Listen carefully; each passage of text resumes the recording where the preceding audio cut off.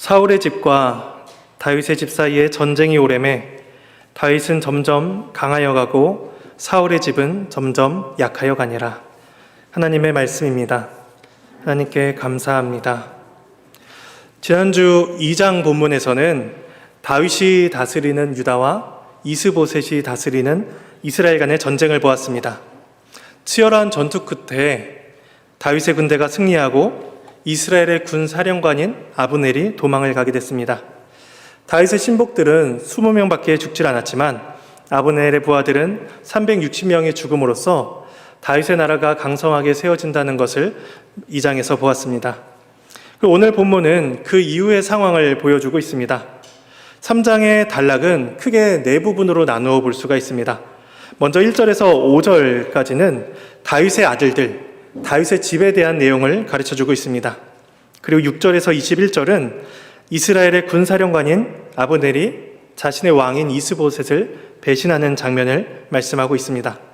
또 세 번째로 22절에서 30절은 유다의 군사령관인 요압에 의해서 아브넬이 죽임을 당하는 장면을 기록하고 있고, 또 마지막으로 31절에서 39절은 다윗이 그런 아브넬을 장사 지내며 애통해하는 모습을 보여주고 있습니다.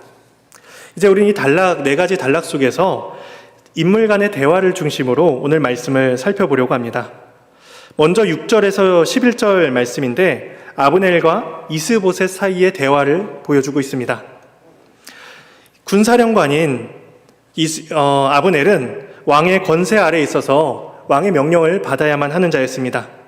오늘 본문에 보면 그들의 상황이 역전되었음을 보게 됩니다. 6절 말씀에 사울의 집과 다윗의 집 사이에 전쟁이 있는 동안에 아브넬이 사울의 집에서 점점 권세를 잡으니라. 사울의 아들이 권세를 잡지 못했습니다. 군사령관이 권세를 잡았습니다.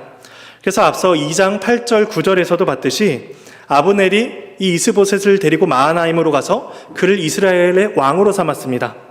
그러니까 왕을 세우는데 주도적인 역할을 한 것이 이 아브넬이고, 또 나라의 권력을 잡고 있는 것도 아브넬이었습니다. 그러니까 우리는 오늘날 표현으로 하면 이스보셋은 바지사장이라고도 이야기할 수가 있을 것입니다. 그냥 대표로 세워놨을 뿐이죠. 이러한 관계가 잘 드러나는 사건이 오늘 본문에서 일어나고 있습니다. 이 아브넬이 이스보셋의 아버지, 그러니까 사울의 첩과 동침을 합니다. 당시 왕의 첩을 취한다는 것은 그 왕의 권세를 취하는 것과 같습니다. 그래서 사무엘하 16장에서도 압살롬이 다윗의 후궁들과 동침을 하는 장면이 기록되어 있습니다. 이에 사람들이 압살롬을 위하여 옥상에 장막을 치니 압살롬이 온 이스라엘 무리의 눈앞에서 그 아버지의 후궁들과 더불어 동침하니라. 그러니까 가장 자신의 권세를 보여주는 것이 그 선대 왕의 첩들과 동침을 하는 일이었죠. 그러니까 아브넬은 왕자에 앉아있지 않을 뿐 스스로 왕임을 선포한 것과 다름이 없었습니다. 근데 그 사실을 안 왕이 자신에게 비난을 가하자 이 사람의 마음이 상해버립니다. 빈정에 상해서 아브넬이 독특한 말을 합니다. 9절에서 10절 말씀입니다. 여호와께서 다윗에게 맹세하신 대로 내가 이루게 하지 아니하면 하나님이 아브넬에게 벌 위에 벌을 내리심이 마땅하니라. 그 맹세는 곧 이 나라를 사울의 집에서 다윗에게 옮겨서 그의 왕위를 단에서 브엘세바까지 이스라엘과 유다에 세우리라 하신 것이니라. 이 아브넬이 이상한 말을 합니다. 하나님의 뜻을 지금 이야기하고 있습니다. 하나님께서 다윗에게 맹세하셨다는 내용을 지금 이야기하고 있는 것이죠.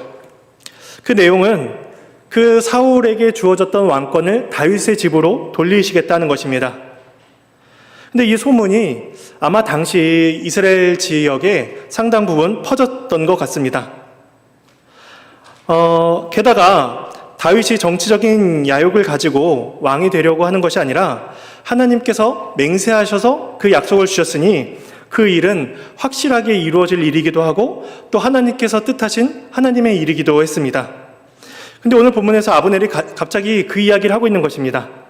그가 왜 이런 이야기를 하고 있을까요? 갑자기 아브넬에게 계시가 주어져서 나라를 통일시켜라, 이러한 일이 이루어진 것일까요? 그는 전부터 하나님께서 다윗에게 왕권을 주시겠다는 사실을 이미 익히 알고 있었던 것입니다. 하지만 여지껏 아브넬은 의도적으로 무시해 왔습니다. 왜냐하면 자신이 권력을 좌지우지하면서 자신의 정욕대로 살 수 있는 가장 좋은 방법은 사울의 집에서 군사령관으로서 사는 것이었기 때문입니다. 만일에 아브넬이 사울 집안의 충성심이 가득했다면 그는 이렇게 행동하지 않았을 것입니다. 하지만 자신의 죄를 지적하는 왕을 보면서 빈정이 상해버렸습니다. 그래서 그는 이제서야 하나님의 말씀을 인용해가면서 자신의 분노를 표출하고 있는 것입니다. 그러니 아브넬의 의도는 결코 선한 것이 아니었습니다. 그는 굉장히 정치적이었고 굉장히 자기 이익을 쫓는 사람이었습니다. 그렇게 이스보셋은 자신 앞에서 대놓고 반역을 이야기하고 있는 그 아브넬에게 한마디 대꾸도 하지 못합니다. 이어지는 12절에서 16절은 아브넬과 다윗의 대화를 보여주고 있습니다. 이제 그렇게 이스보셋에게 소리를 친 이 아브넬은 다윗에게 전령을 보내서 언약을 맺자고 이야기합니다. 그 말 속에는 자신이 그 북이스라엘을 넘겨줄 테니 다윗을 이스라엘이 통일하고 그러한 자신에게는 이제 정당한 왕권과 보장을 해줄 것을 요청하는 내용이 담겨 있었을 것입니다. 그래서 다윗 또한 이것을 좋게 여깁니다. 그런데 다윗이 아브넬에게 한 가지 요구를 하는데 그 말씀이 13절과 14절에 나와 있습니다. 다윗이 이르되 좋다 내가 너와 언약을 맺거니와 내가 내게 한 가지 일을 요구하노니 나를 보러 올 때에 우선 사울의 딸 미갈을 데리고 오라. 그리하지 아니하면 내 얼굴을 보지 못하리라 하고 다윗이 사울의 아들 이스보셋에게 전령들을 보내 이르되 내 처 미갈을 내게로 돌리라.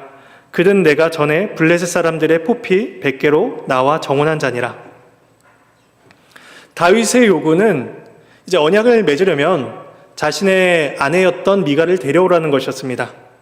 그래서 다윗은 자기 자신이 미갈에게 적합한 남편임을 이야기합니다. 그가 블레셋 사람들의 포피로 갑을 지불했고 정당하게 그 아내와 여인과 결혼을 했기 때문입니다. 그런데 미갈은 이미 다른 남자와 결혼을 한 상황이었습니다. 사무엘상 25장 44절에 나오고 있죠. 율법에서는 과거에 이혼을 했던 아내와 다시 재혼을 하는 것을 금지하고 있습니다. 그 말씀이 신명기 24장 1절에서 4절에 담겨 있습니다. 그런데 따져보면 다윗이 미갈과 이혼을 한 상황은 아니었습니다. 다윗이 도망을 갔을 때에 사울이 미갈을 다른 남자와 결혼을 시켰죠. 그러니까 그 상황을 따져보건대 오히려 다윗이 이혼을 한 것이 아니라 그녀가 새로운 남편과 간통을 하고 있다고도 볼 수가 있을 것입니다. 따라서 다윗이 미갈을 데려오라는 것은 율법에 어긋나는 행동이 아니었을 뿐만 아니라 오히려 율법이 요구하는 것을 이루고 있다고도 볼 수가 있을 것입니다. 그런데 우리는 다윗의 태도에 의문점을 던져볼 수가 있습니다. 왜 이 시점에 미갈을 요구했는가입니다. 사무엘상 19장에서 다윗이 사울 왕궁에서 도망친 이후로 다윗과 미갈과의 관계는 언급되질 않고 있습니다. 미갈에 대한 다윗의 어떠한 감정도 성경은 기록하지 않고 있습니다. 도리어 성경이 미갈이 다윗을 사랑하였다라고 2번 언급을 했을 뿐 다윗이 미갈을 사랑하였다라는 말은 전혀 성경은 말씀하고 있지 않습니다.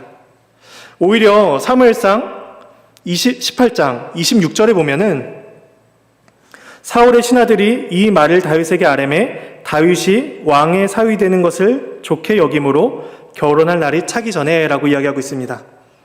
오히려 사무엘상은 다윗이 왕의 사위가 되는 것을 좋게 여겼다고 이야기합니다. 그러니까 한 여자의 남편이 된다기보다는 이스라엘의 왕의 사위가 되는 것에 더 초점을 맞춰서 성경은 말씀하고 있는 것입니다. 그런데 우리는 미갈과 관련해서 다음과 같은 생각들을 해볼 수가 있습니다. 미갈이 사울의 딸이라는 점을 생각해 볼 때 또한 현재 다윗이 그 남부지방의 유다 족속들만의 지지만 받고 있을 뿐 베냐민 지파를 포함한 이스라엘 지파의 상당수의 지지를 받고 있지 못하다는 것을 생각할 때 다윗이 이때 자신의 왕권을 공고히 할 수 있는 것이 무엇이냐는 것입니다. 이때 가장 쉬운 방법이 다윗이 사울의 가문과 연결이 되어 있다는 것입니다. 그러기 위해서 미갈을 다시 데려오는 것은 다윗의 정치적인 행동이라고도 말할 수가 있습니다. 다윗은 그렇게 함으로써 자신이 사울이 다스렸던 그 이스라엘의 영토와 또 그 자격과 그 모든 권한을 자신이 누리기에 적법하다라는 것을 이스라엘 지파들에게 보여주기를 원했을지 모릅니다. 그런데 이러한 다윗의 정치적인 생각이 잘못되었다는 것을 우리는 사무엘하 6장에서 확인하게 됩니다. 사무엘하 6장에서 언약궤가 다윗성으로 들어오게 되고 다윗은 그 언약궤 앞에서 기뻐 춤을 추게 됩니다.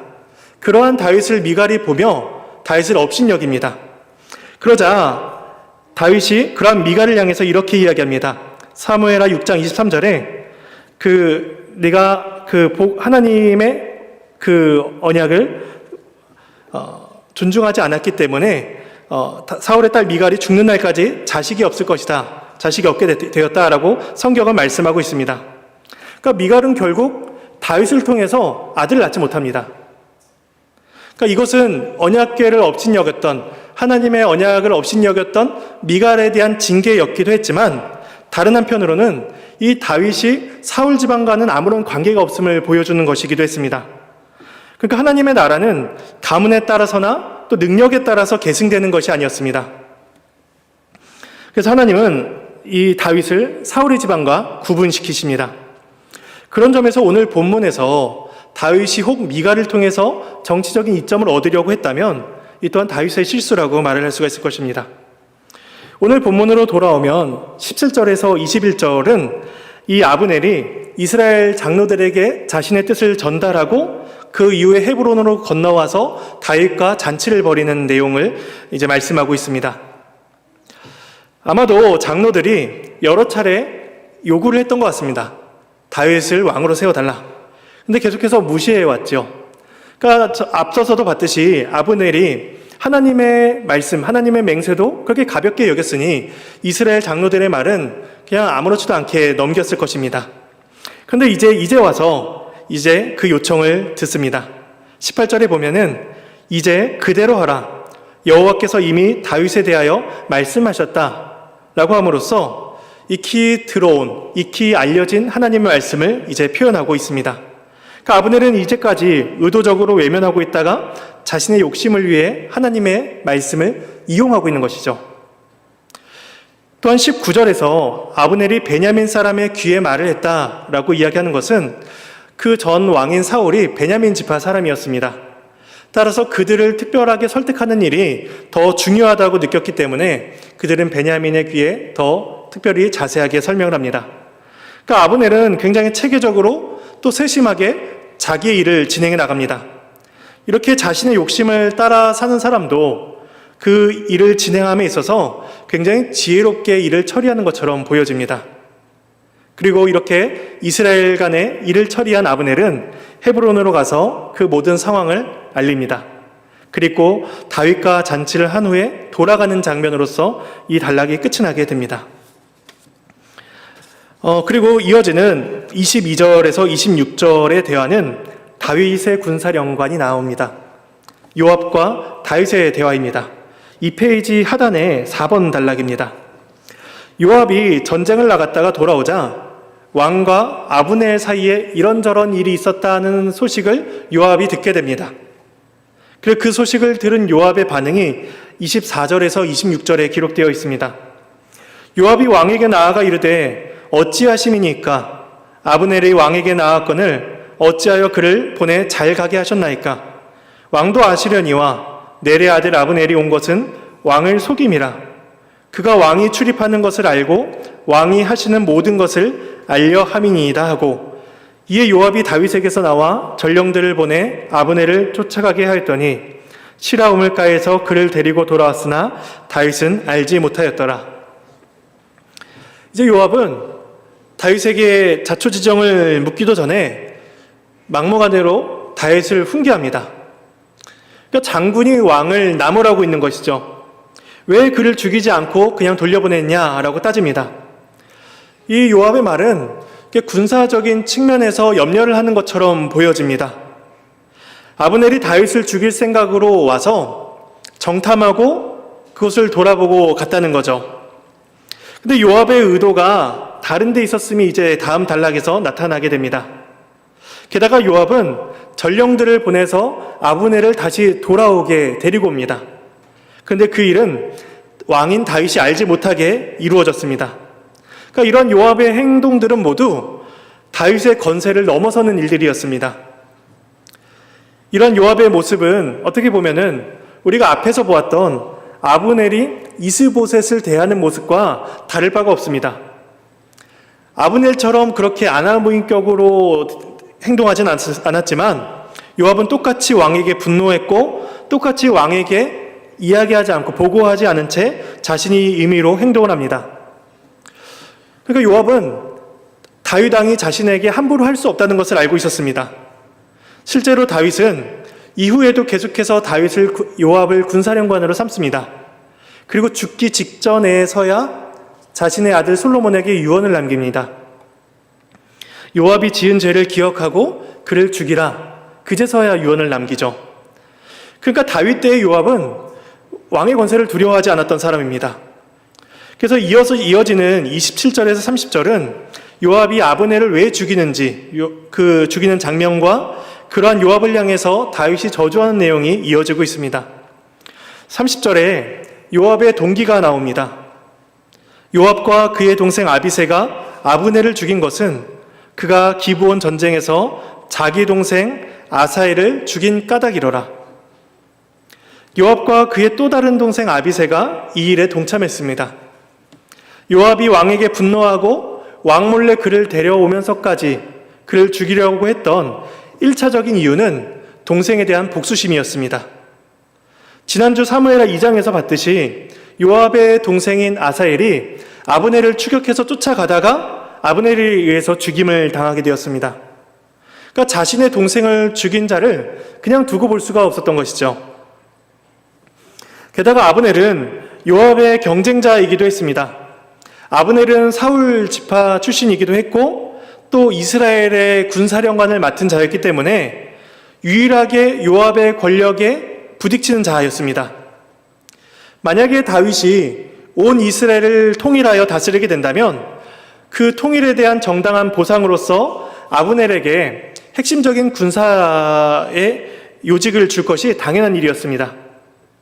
그러니 요압이 가진 2차적인 동기는 자신이 누리고 있었던 권력이 아브넬에 의해서 위협이 될 것이다 라고 생각을 했던 것이죠. 그러니까 요압은 여전히 정치적인 행동으로서 그러한 행동을 하고 있습니다. 복수심과 정치적인 욕심이 마음속에 가득 일어나게 되자 아브넬이 조용히 데려와서 그를 죽입니다. 27절에 아브넬이 헤브론으로 돌아오매 요압이 더불어 조용히 말하려는 듯이 그를 데리고 성문 안으로 들어가 거기서 배를 찔러 죽이니 이는 자기의 동생 아사엘의 피로 말미암음이더라. 이 장에서 아사엘이 아브넬의 창에 찔려서 배가 찔려 죽었습니다. 그러니까 요압은 똑같이 행동합니다. 똑같이 아브넬의 배를 찔러서 복수를 하고 있는 것이죠. 그러니까 요압은 성경은 계속해서 말씀하기를 요압이 군사적인 또 국가적인 차원에서 이렇게 행동하는 것이 아니라 순전히 개인적인 욕심에 의해서 마음에 의해서 이렇게 행동하고 있다고 말씀하고 있습니다. 아브넬은 20명의 부하들을 데리고 왔었습니다. 그리고 요압이 자신을 개인적으로 부를 때에 의심해 볼 만도 했습니다. 왜냐하면 2장 22절에서 아브넬이 이 아사엘과 싸우기 직전에 이렇게 이야기합니다. 돌아가라. 만약에 내가 너를 죽이게 되면 너의 형 요압을 내가 어떻게 대면하겠느냐 라고 하면서 아브넬은 아사엘을 죽이기 전까지도 요압을 이렇게 의식을 하고 있었습니다. 아브넬이 요압을 의심하지 않고 부하들을 따로 떼어두고 왜 요압을 만났을까에 대해서 우리는 두 가지 정도를 생각을 해볼 수가 있습니다. 한 가지는 이 아브넬이 방금 전에 다윗과 언약을 맺었다는 것입니다. 그래서 26절에 보면은 시라 우물가에서 돌아왔다라고 이야기하는데 이 시라 우물가는 헤브론에서 북서쪽으로 3km에서 5km 정도 떨어진 지역이었습니다. 그러니까 걸어가거나 혹 말을 타고 간다고 하면 채 1시간 30분이 걸리지 않는 거리인 것이죠. 그러니 아브넬은 왕과의 언약을 기억하고 있었을 것입니다. 아직 잉크도 말하지 않았습니다. 누가 왕의 권력에 불순종해서 자기를 데리고 올 것이다 라고 생각을 할 수가 있었을까요? 그러니까 이 사람은 다윗과의 언약을 기억했던 것이죠. 근데 또 다른 두 번째 이유는 이 헤브론이 이스라엘에게 주어진 도피성이라는 것을 생각을 해볼 수가 있습니다. 여호수아 21장 13절에 이렇게 말씀합니다. 제사장 아론의 자손에게 준 것은 살인자의 도피성 헤브론과 그 목초지요 또 림나와 그 목초지라 라고 이야기합니다. 부지 중에 살인을 저지른 자가 그 피해자의 가장 가까운 친족 혹은 형제에게 복수를 당할 수가 있었습니다. 그래서 하나님께서는 그러한 복수를 피할 수 있도록 그 이스라엘의 6곳의 도피성을 마련해 주셨습니다. 도피성으로 피한 자는 그곳의 제사장이 죽기 전까지 그곳에서 안전히 거할 수가 있었고, 그곳의 대제사장이 죽게 되면 이제 자유롭게 되어서 자신의 고향으로 돌아갈 수가 있었습니다. 그러니까 도피성은 하나님께서 부지 중에 실수로 살인을 한 사람에게 주시는 피난처였습니다. 그리고 그 중에 하나가 오늘 본문에 나오는 헤브론이었습니다. 그러니 도피성 안으로 들어온 자를 법적인 절차를 따르지 않고 살인을 행한다, 보복을 가한다라는 것은 하나님의 율법에 어긋나는 일이었습니다. 그러니까 도피성 안으로 들어오는 아브넬은 누구보다도 안전을 요구할 수가 있었던 것이죠. 그런데 정작 요압이 그런 아브넬을 죽입니다. 율법에서 그 살인한 자를 죽일 수 있는 근거는 그 사람이 살인을 하려고 했을 때의 정황이 확실하게 드러날 때입니다. 또한 그 사람이 의도적으로 살인했는가, 계획적으로 살인했는가에 따라서 그 사람에 대한 복수를 가할 수 있도록 하나님께서 명하셨습니다. 근데 오늘 본문에서 아브넬에 대한 법적인 절차가 이루어지지 않았습니다. 그리고 이 일은 아브넬이 2장에서 아사엘을 죽인 그 일은 전쟁 가운데 일어난 일이었기 때문에 그냥 사사로이 누군가를 죽인 일이 아니었습니다. 게다가 아브넬은 아사엘에게 몇 차례나 돌아가라라고 권면을 했습니다. 또한 아브넬이 아사엘을 죽인 장면을 보게 되면은 칼날이 있는 창의 앞부분으로 찔러 죽인 것이 아니라 칼 끝이 무딘, 그러니까 칼날보다 상대적으로 무딘 창 뒤끝으로 그를 찌릅니다. 그래서 그 말씀이 2장 23절에 나오죠. 근데 2장 18절에 보면은 아사엘의 발이 들로로 같이 빨랐다라고 이야기합니다. 그러니까 이 아사엘이 얼마나 빠른 속도로 아브넬을 추격하고자 했는지를 보여주고 있죠. 그러니까 아브넬은 상대적으로 무딘 창의 뒤끝으로 막았는데 이제 아사엘이 달려들면서 그 배에 찔려 죽었다고도 우리는 볼 수가 있는 것이죠. 그러니까 이러한 정황을 생각해 볼 때 아브넬이 아사엘을 죽인 것은 결국 계획적이다라고 말할 수가 없습니다. 따라서 아브넬의 경우 부지 중에 죄를 지은 것이기 때문에 이 도피성인 헤브론에 들어온 이상 어느 누구도 그를 해할 수가 없었습니다. 그러니까 하나님의 율법이 그를 보호해 주는 것이었죠. 근데 요압의 복수는 그러한 율법에 대한 요압의 태도가 어떠했는지를 보여주고 있습니다. 요압은 율법을 위반하면서까지도 자신의 복수심을 해결하려고 했습니다. 이것을 들은 다윗의 첫 번째 반응이 28절에서 29절에 기록되어 있습니다. 28절입니다. 그 후에 다윗이 듣고 이르되 내레 아들 아브넬의 피에 대하여 나와 내 나라는 여호와 앞에 영원히 무죄하니 그 죄가 요압의 머리와 그의 아버지의 온 집으로 돌아갈지어다. 또 요압의 집에서 백탁병자나 나병 환자나 지팡이를 의지하는 자나 칼에 죽는 자나 양식이 떨어진 자가 끊어지지 아니할지로다. 다윗이 저주를 선언합니다. 요압을 향해서. 근데 이것은 그냥 개인의 그런 분노에 차오른 저주가 아니었습니다. 우리도 흔히 그런 사람들이 그런 이야기를 하죠. 3대가 저주를 받아라, 벼락에나 맞아 죽어라, 이런 저주의 말들을 하는데 우리가 하는 말과 다윗의 말은 전혀 다른 성격이었습니다.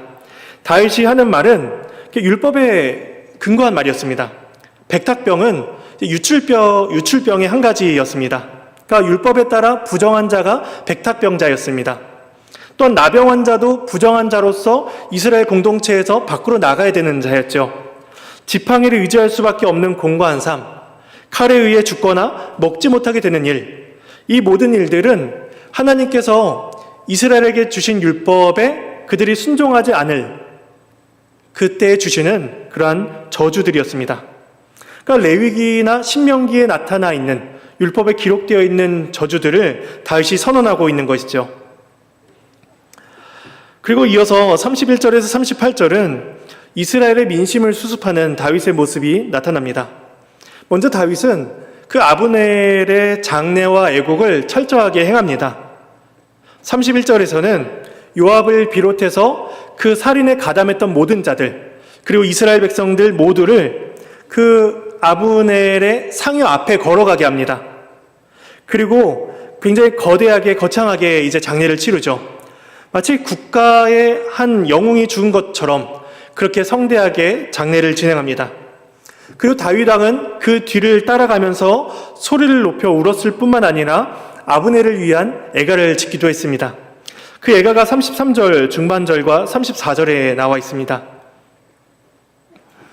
33절에 아브넬의 죽음이 어찌하여 미련한 자의 죽음 같은고 내 손이 결박되지 아니하였고 내 발이 착고에 채이지 아니하였거늘 불의한 자식의 앞에 엎드러진 같이 내가 엎드러졌도다.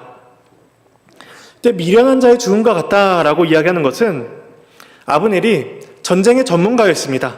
그리고 이스라엘의 실질적인 통치자였습니다. 근데 너무나 허무하게 죽어버렸죠. 그렇게 허무하게 죽어버린 사람을 보면서 애통해하는 표현이 미련한 자의 죽음과 같다라고 이야기하는 것입니다. 또한 그의 죽음을 가리켜서 불의한 자식의 앞에 엎드러진 같다라고 이야기합니다.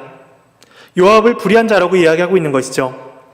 요압의 행위는 살인자에 대한 공정한 판단이 아니라 율법에 어긋나는 복수였기 때문에 불의한 일이었습니다. 이렇게 아브넬을 위해 장례를 치르고 큰 애가를 부른 다윗은 이제 해가 떠 있는 동안 그를 위해 금식하겠다고 이제 선언합니다. 그리고 그러한 다윗의 모습을 보면서 모든 백성들이 이 일의 전말에 대한 결론을 내리게 되는데 그 이야기가 36절과 7절에 기록되어 있습니다. 온 백성이 보고 기뻐하며 왕이 무슨 일을 하든지 무리가 다 기뻐하므로 이날에야 온 백성과 온 이스라엘이 넬의 아들 아브넬을 죽인 것이 왕이 한 것이 아닌 줄을 아니라. 이제 비로소 유다의 백성들뿐만 아니라 북쪽 지파들 또한 왕이 아브넬을 죽인 것이 아니다, 왕이 아브넬을 죽인 일에 전혀 관여하지 않았다라는 이런 결론을 내리게 됩니다. 그러니까 다윗의 행동은 여전히 다윗을 왕으로 받아들이지 못하고 있었던 그 상당수의 이스라엘 지파들, 그들의 마음을 여는 행동이었습니다. 그러니까 왕으로서의 모습을 지금 그들에게 보여주고 있고 이스라엘은 그를 왕으로서 받아들이고 있는 것이죠. 그래서 이 사무엘 하의 저자는 본문의 마지막에 이르러서 다윗을 왕으로 표현하기 시작합니다.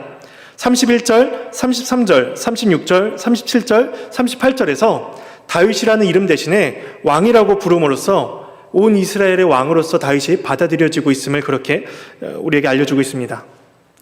그리고 이제 마지막으로 다윗은 요압의 문제를 하나님께 의탁을 하고 있습니다. 39절입니다. 내가 기름 부음을 받은 왕이 되었으나 오늘 약하여서 수르야의 아들인 이 사람들을 제어하기가 너무 어려우니 여호와는 악행한 자에게 그 악한 대로 갚으실지로다 하니라. 다윗이 왕이 되었음에도 요압의 형제들을 제어하기가 어려울 정도로 그들은 성급하고 난폭한 자들이었습니다. 반면에 다윗은 너무나 약하고 제한이 있었습니다.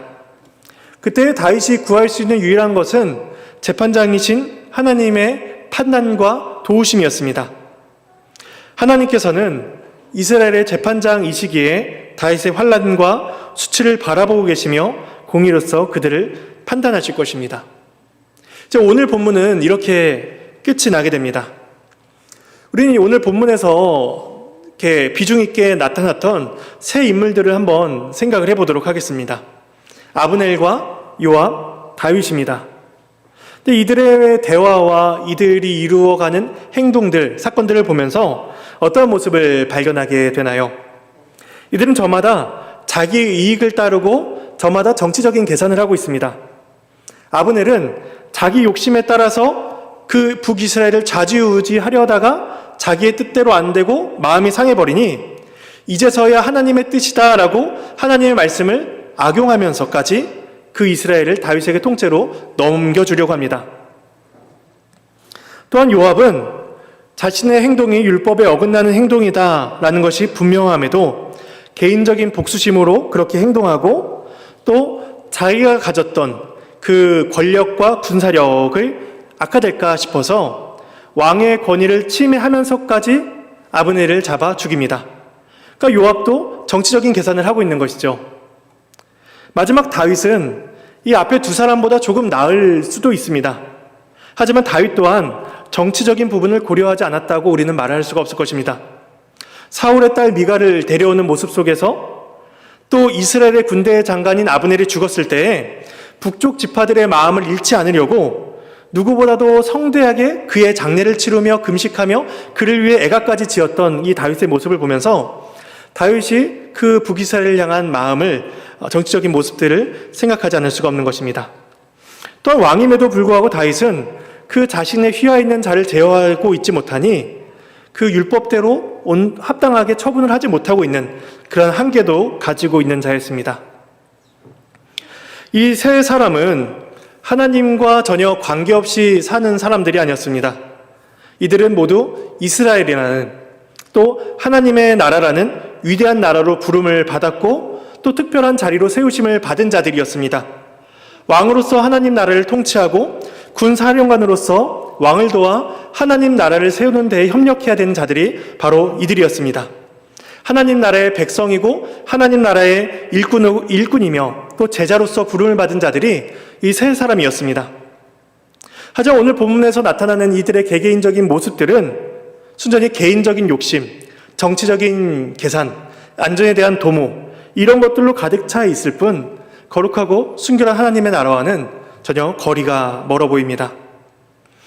그렇다면 하나님께서 세우시는 나라는 어떻게 진행되어 갈까요? 본문은 1절에서 5절에서 그 답을 주고 있습니다. 1절입니다. 사울의 집과 다윗의 집 사이에 전쟁이 오래매 다윗은 점점 강하여 가고 사울의 집은 점점 약하여 가니라. 그리고 이어서 2절에서 5절에는 다윗의 아들들이 이름들이 기록되어 있습니다. 이때 다윗의 아내들의 이름을 언급할 때 같이 지역을 언급하는 여인들이 몇 명 있습니다. 그래서 이스라엘 지역, 갈멜 지역, 구술 지역들을 이야기합니다. 그래서 많은 학자들은 이 다윗의 아들들 그리고 다윗이 아내를 맞은 그 지역들을 볼 때에 다윗이 충분히 정치적인 행보를 보여주고 있다라고 그렇게 설명하기도 합니다. 그러니까 각 지역에서 아내를 맞아서 나라의 안위를 유지하려고 했다는 것이죠. 물론 다윗의 정치적인 노력이었을 것입니다. 그런데 1절 말씀과 함께 2절에서 5절까지 다윗의 아들들을 이렇게 기록하고 있다는 것은 사울의 집은 점점 약하여지고 있지만 다윗의 집은 점점 강하여지고 있다는 것을 우리에게 보여주려는 의도적인 기록임을 우리는 볼 수가 있습니다. 사실 1절에서 5절 내용을 그냥 빼버리고 2장에서 바로 3장 6절로 넘어가도 이야기 흐름에는 전혀 상관이 없습니다. 근데 오늘 본문에서는 이 1절에서 5절 내용을 빼고 보면 사람들의 욕심, 이해관계, 탐욕, 정치적인 술수, 이것에 의해서 하나님의 나라가 혼탁해지고 어지러워지는 듯한 모습들을 충분히 보여주고 있는 것이죠. 근데 그에 대한 답을 1절에서 5절에서 우리에게 주고 있습니다. 사람들의 그러한 욕심에도 불구하고 하나님께서 세우신 나라는 강성해진다는 것입니다. 사람들의 그러한 욕심에도 불구하고 하나님께서 버리신 나라는 점점 쇠약해져 간다는 것이죠. 그러니까 이 나라는 사람들의 능력과 지혜와 술수에 의해서 세워진 나라가 아니라 순전히 하나님에 의해서 세워지고 하나님에 의해서 강성해지는 나라였습니다.